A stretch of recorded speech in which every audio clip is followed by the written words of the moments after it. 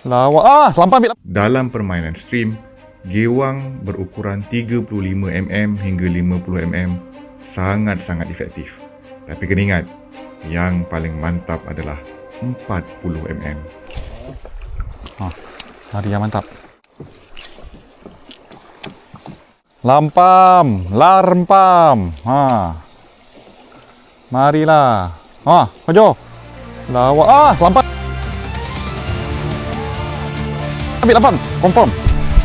Confirm.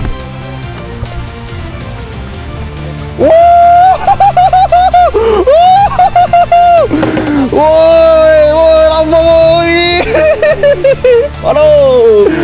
Alhamdulillah woi, lampam kunyit. Selebrasi. Mantap, brother. Lampam pertama menggunakan gewang wild stream di Sungai Perak. Okey, setup kita gunakan Daiwa Alphas SV Rantaka Black Heart 0.5. Lama dah sebenarnya kumpau lampam ni.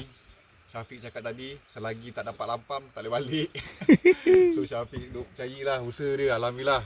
Sebaru banyak dapat bil Ya, rasanya lebih 8 ekor 9 ekor. Tapi lampam ni dia ada special sikit lah. Sebab kat Melaka susah nak cari lampam. So okay guys, mantap. Mantap. Waduh. Waduh geng.